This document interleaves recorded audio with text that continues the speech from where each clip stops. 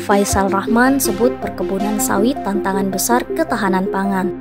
Anggota Dewan Perwakilan Rakyat Daerah DPRD Kutai Timur, Faisal Rahman mengungkapkan tantangan yang dialami ketahanan pangan di Kabupaten Kutai Timur.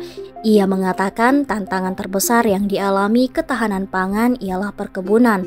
Hal itu dikarenakan lahan pertanian berkelanjutan ini bisa saja beralih fungsi ke lahan perkebunan. Terlebih lagi dengan resiko tinggi dalam menanami lahan ketahanan pangan, perkebunan sawit bisa saja menggoda para petani. Untuk itu, Faisal mendorong agar segera disahkannya Perda Perlindungan Lahan Pangan. Perda ini akan melindunginya dari alih fungsi lahan.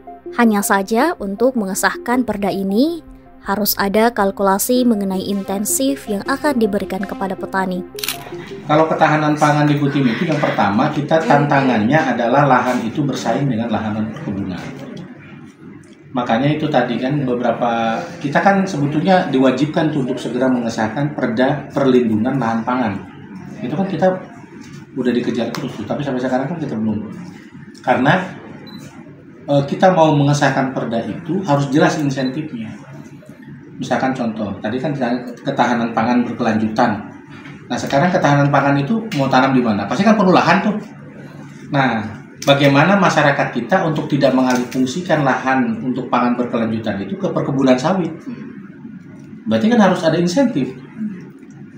Jadi nanti kalau misalkan petani bilang daripada pusing-pusing saya bikin pangan, hasilnya juga nggak ada yang beli, atau misalkan kita tanam produksinya tinggi, pasarnya juga nggak bisa dibeli, atau misalkan produksinya tinggi, potensi hancur sama hamanya juga tinggi.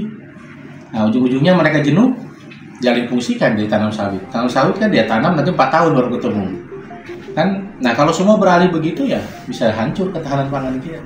Faisal Rahman juga mengungkapkan alih fungsi lahan pertanian ke perkebunan sawit bisa saja terjadi sebab dengan harga yang stabil dan resiko yang cenderung rendah, iming-iming sawit bisa saja menggoda para petani.